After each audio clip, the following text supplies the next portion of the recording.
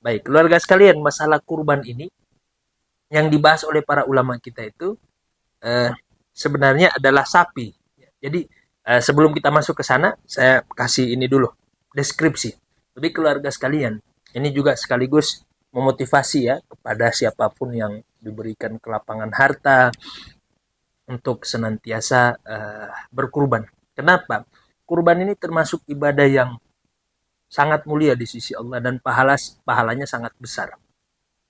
Dari mana kita bisa memastikan bahwa ibadah kurban itu pahalanya besar? Teorinya rumusnya gampang.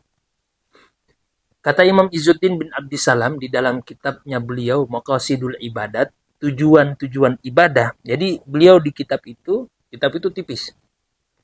Di dalam kitab tersebut beliau salah satunya membahas tentang teori bagaimana ibadah itu, bagaimana kita bisa tahu bahwa ibadah itu pahalanya besar. Kata beliau sederhana, untuk memastikan bahwa ibadah tersebut pahalanya besar di sisi Allah atau biasa-biasa saja, lihat manfaatnya. Semakin besar ibadah tersebut punya dampak manfaat, kebermanfaatan untuk orang banyak, maka pahalanya semakin besar. Maka wajar kata beliau, di antara ibadah yang pahalanya sangat besar, itu adalah kurban. Kenapa? Karena kurban itu selain pahalanya untuk kita, itu punya manfaat untuk orang lain. Kita berkurban, kemudian kita makan dagingnya, kita bagi-bagikan kepada fakir miskin, itu kan manfaat. Maka kata beliau, untuk memastikan sebuah ibadah itu pahalanya besar atau kecil sederhana, lihat aja manfaatnya. Semakin besar manfaatnya dirasakan oleh orang banyak, tentu semakin besar pahalanya. Nah, termasuk ibadah kurban. Di dalam fikih, kebanyakan para ulama kita itu membahas tentang urutan afdol kurban itu apa. Nah, maka diurut oleh para ulama kita yang afdol itu yang pertama unta, kemudian sapi, kemudian setelah itu kambing. Yang pertama dulu, kenapa para ulama kita mengurutkan dari unta, sapi, kambing? Karena semakin banyak kuantitas daging kurban, itu semakin besar pahalanya. Jadi kurban itu diukur dari kuantitas, ya, kuantitas daging itu. Semakin banyak daging itu bisa dirasakan oleh orang banyak, ya tentu pahalanya semakin besar. Makanya urutannya unta. Ya. Satu unta itu bisa satu RT itu, ya, berlebih malah unta itu, masya Allah. Sapi bisa sampai beberapa keluarga kalau dibagi. Maka eh, pahalanya itu diukur dari kuantitas. Jadi kalau kurban itu diukur dari kuantitas daging. Maka urutannya wajar. Para ulama kita mengurutkan dari unta, sapi, kemudian kambing, domba. Nah, dari itu kemudian para ulama kita menyebutkan lagi, ya, afdolnya itu kita kurban sendiri, ya, bukan patungan. Walaupun patungan tetap dibolehkan. Yang mana? Sapi sama unta. Satu sapi, satu unta, itu boleh kita patungan rumbukan tujuh orang. Kalau kambing gimana? Kambing itu nggak bisa kita patungan. Kambing itu apa namanya, sunnahnya itu satu kambing untuk satu orang. Gimana kalau kita nggak mampu sebenarnya, terus kita pengen patungan ya, semangat berkurban ada, ya berarti kita cuma dapat pahala sedekah. Kalau kita mau patungan di kambing misalnya, ya. Mendingan daripada patungan kambing, patungan sapi. Tapi ya mau gimana, duit nggak cukup, duit nanggung. Ingat keluarga sekalian, ya. Berkurban itu hukumnya sunnah muakkad, ya. Sunnah yang ditekankan. Walaupun ditekankan, tapi kita tidak dipaksa. Kalau memang nggak mampu, ya jangan maksa. Jangan maksa. Tapi alhamdulillah itulah cerdasnya orang Indonesia, itu selalu buat apa namanya, ada yang namanya tabungan kurban. Boleh nggak seperti itu? Ya boleh sebenarnya ya. Apalagi dengan semangat beribadah kurban, ya fadol silahkan. Ini sunnah bid'ah hasanah. Ya. Bagus sebenarnya, asalkan ya tidak memaksa kita, ya asalkan tidak memberatkan kita. Kalau memang ada tabungan-tabungan kurban, saya termasuk sepakat sebenarnya. Itu bagus ya. Itu termasuk bid'ah hasanah yang perlu dilestarikan. Perlu dicontoh di daerah-daerah yang lain. Asalkan tidak memberatkan, asalkan tidak sampai memaksa di luar kehendak kita. Kalau memang kita punya kelebihan ya dan kita pengen untuk berkurban, masa beli rokok bisa, berkurban nggak bisa ya.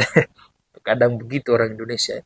Kalau berkurban nggak ada duit, tapi tiap hari ngerokok satu bungkus, ya salah. Itu kalau rokok satu bungkus berapa satu bungkus? Taruhlah 50.000. Dia tabung tiap hari 50.000 ya. Setahun dia dapat bukan cuma kambing dia dapat, sampai sapi dan tali-talinya. Ya. Ya Allah. Kadang begitulah orang Indonesia. Nah, maka daripada kita pakai duit kita untuk hal-hal yang kurang bijak, kurang manfaat, mendingan kita tabung untuk ibadah ya. Bagus tuh ya. Tabungan kurban, tabungan umroh misal itu bagus sebenarnya ya.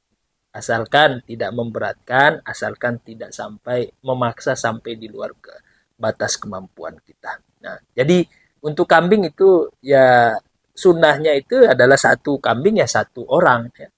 Nggak boleh patungan, nggak boleh patungan. Apalagi apa namanya satu kambing patungan sampai 12 orang. Ya. Ya, kita cuma dapat pahala sedekah bukan pahala kurban. Karena untuk kambing itu sunnahnya satu kambing satu orang. Kalau mau patungan ya sapi, ya, sapi. Itu boleh sampai 7 orang ya, patungan. Intinya jangan memaksakan diri. Kalau memang punya kelapangan, monggo silakan.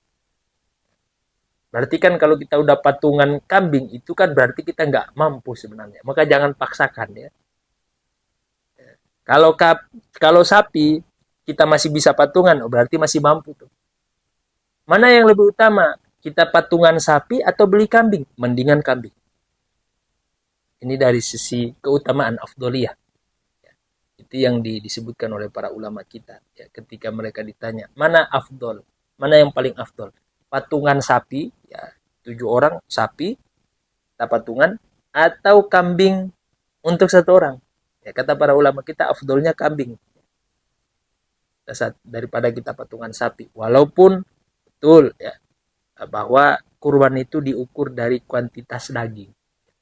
Tapi dari sisi afdoliyah keutamaannya, ya, afdolnya adalah kambing. Satu kambing itu afdolnya kita afdolnya kita milih satu kambing ketimbang kita patungan sapi.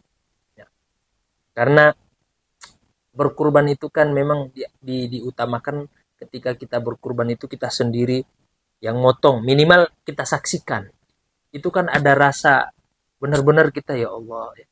Ini kepemilikan semua yang kita anggap milik kita ya Allah ini. Kita kurbankan semuanya. Jadi itu bagian dari.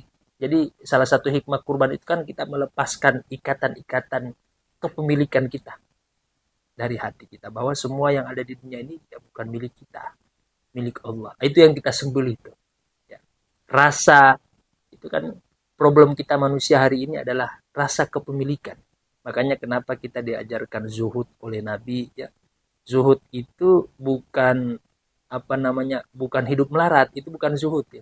Itu namanya kismin.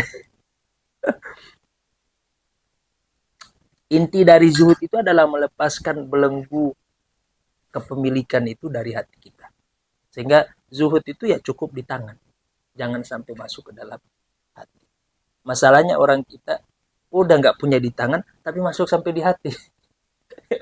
Ya Allah ya. Ya, buktinya apa? Kalau lihat ustadz kaya dinyinyirin, wah itu mah ustadz ya. Suka makan amplop. Sorry ya. Kita bukan ustadz yang begitu. Ya. TF aja. Ya. Nah ini contoh bahwa kita nggak punya dunia tapi masuk ke dalam hati. Nah, ini contoh-contoh bahwa kita itu hati kita itu seringkali terikat dengan dunia. Ya. Itu contohnya kita nggak punya tapi kita iri. Ya. Itu tanda kalau hati kita terikat dengan kepemilikan itu. Nah, maka dengan adanya berkurban itu bagian dari kita mujahadah melatih hati kita untuk melepas belenggu ikatan-ikatan kepemilikan tadi yang memang bukan milik kita tapi milik Allah.